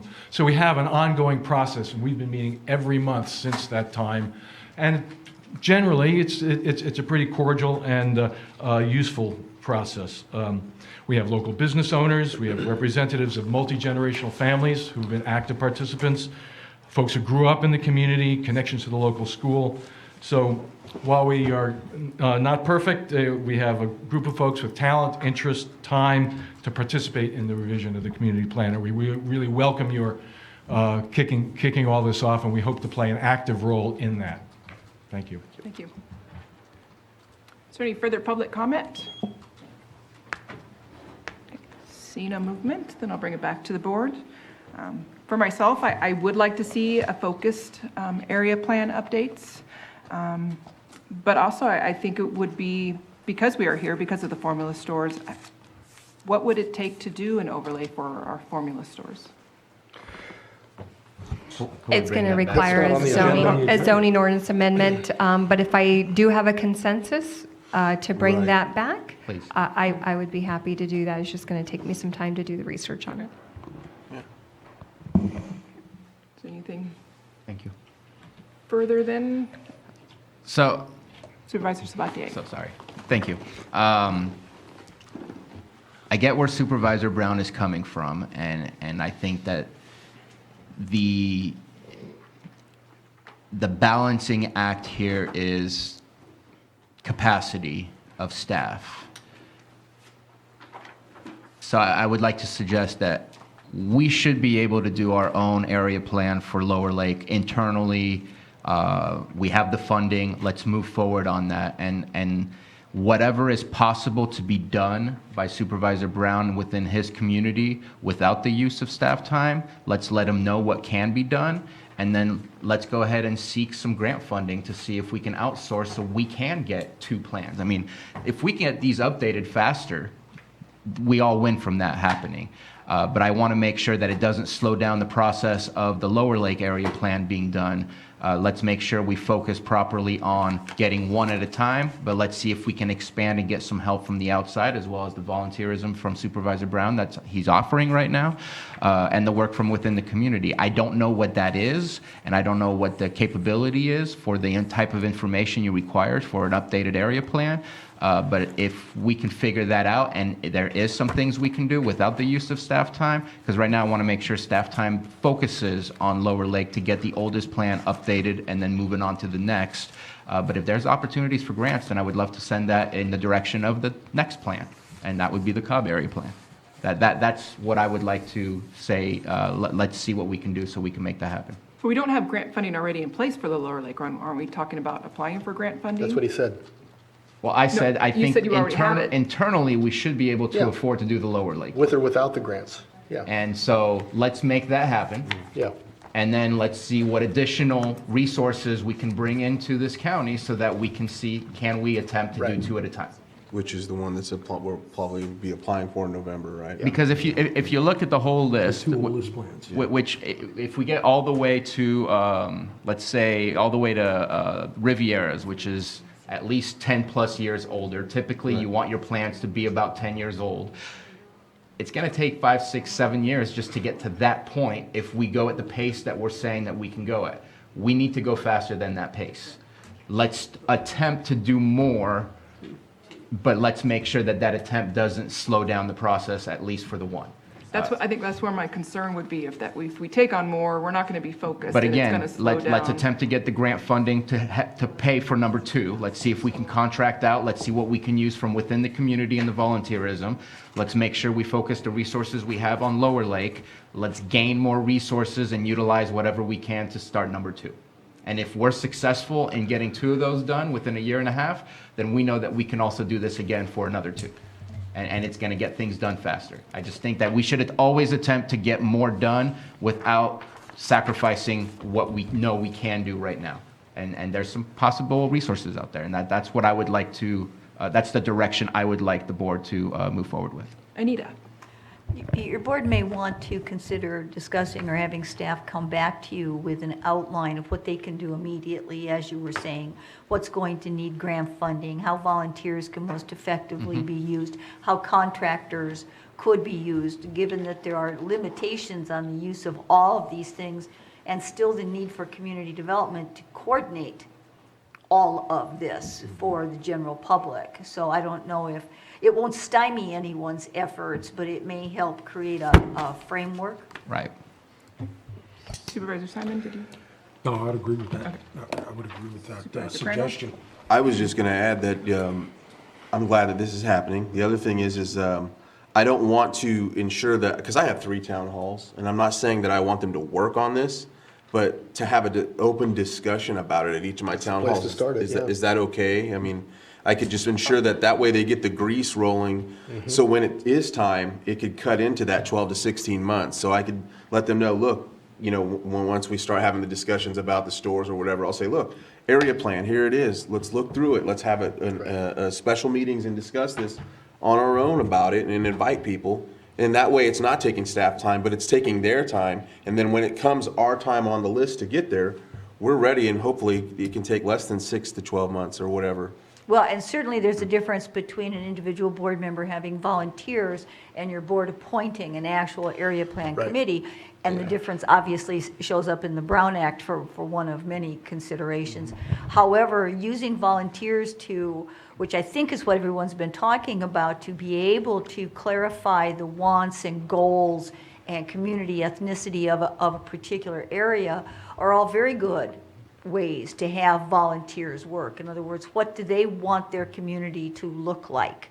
So that can be very, very helpful. It doesn't end, of course, and Michaelin can speak to this with a great deal more exactitude than I, but it doesn't end the obligation that community development has to still put this within a framework that's workable under the law, so, and good planning. But volunteers can be very effective to rouse the community and get people is to be animated and involved in what happens in their own area. It's just, again, I think it might be a good idea just for the public and everyone to understand kind of a schematic. Right. But that is, of course, up to your board. Supervisor Brown? Well, the committee is volunteer, largely. There's going to be some staff, but the committees are usually volunteers. Victoria has been on several of them. She's never been paid anything that I'm aware of. So, and I get what Anita's saying about, forming a committee, give a bunch of volunteers or in lieu of forming a committee, but I think the committee needs to be formed. I think we need to solicit applications, and then you go from there, then you bring back to the board if it's going to require staff time to get approval for that. If somebody from the committee wants to go and talk to staff, they can do whatever they want. Staff answers their questions, but there won't be a requirement of staff to come to these committee meetings and do all this stuff. There may be some need for clarification, just looking at the old area plans, that type of thing. But I think today we need to leave here saying, advertise for at least two committees for applicants right now. That's what I think needs to happen. You keep kicking this thing down the road, and it's another 10 years before you know it. Believe me, the last 10 years, how fast it went. The next 10 years goes twice as fast. So. if I may, and I don't know, maybe Anita needs to weigh in on this also, though, if a board member is advertising for a committee, does that make it subject to the Brown Act? Yes. Yeah. Yeah, because I'm asking for us to advertise for a committee that, that then is appointed by the board, and that does make it subject to the Brown Act. Supervisor It Sabatier? doesn't, and you're not obligated to that. You're not obligated to that. Only we are. I mean, as far as, Going home, you're absolutely right. okay. Supervisor Sabatier? So you said something that I will absolutely agree with. Yes, go ahead and get started on your committee, but yes, go ahead and approach the board when staff time is required. Yeah. So that we make sure that we stay focused on what the game plan is. I am not against that because we meet with constituents all the time unofficially. This time it would be you doing the same thing, but officially. And my biggest worry is staff capacity. I will tell you this, that if we get one of these done, it's going to come back to the board as an area plan update ready to go. So I will let you know that. So if we get moving on this thing quick and we have a motivated group that's meeting twice a month, it could happen pretty quick. So, I mean, quick in terms of government years. Right. It may not be here, but it may not be done by the time I leave. Right. But And down the road so at least. just to finish off, I'd like a consensus to agree, I'm looking for a consensus to agree with what Anita offered, to have us understand the scope of what each part requires and how we can get some of those parts done with or without resources, with or without staff. And I will also agree to what Rob Brown just suggested in looking into moving forward with a second public committee, ad hoc committee, whatever committee, and then again approaching the board if staff time is required. Anything further from? I would like to see the scope of what it would take and what can be done without staff. I don't know if I have a third. I'll bring that back for you, for what I expect to be able to do with Cobb.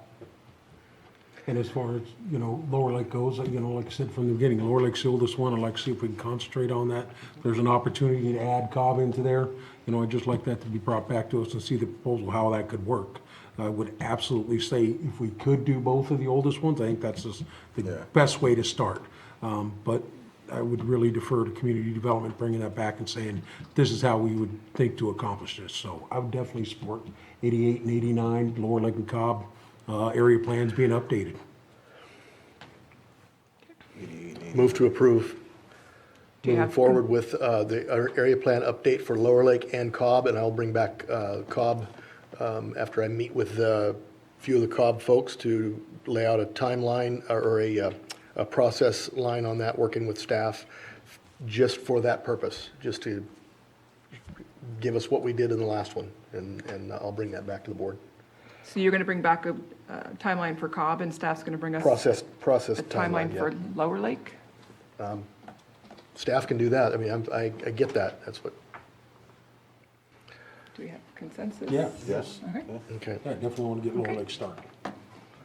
And in that, do you agree that we can go ahead and start soliciting applications? Or should we bring back what that committee would look like first, so we know exactly which criteria needs to be filled in those committees? I would Bring like that back. for them to be consistent. Absolutely. Well, I think it was to some laid out degree, there. you can. Cobb, you don't have the ag element up there like you do in some of the other areas. So it'll be independent, it'll be unique to each area, similar but somewhat unique. So it's not going to be the And same. still open to the public for that course. perspective to be brought into. Of course, yeah. Yeah, because ultimately going forward, there will be ag, whether it's hemp production or cannabis production down the road. There will be some new ag that isn't considered ag at this point. That's long-term thinking with the plans. I mean, ultimately, that it will eventually most likely happen with those two new agricultural endeavors that are here in the state of California. Okay. Is there anything further?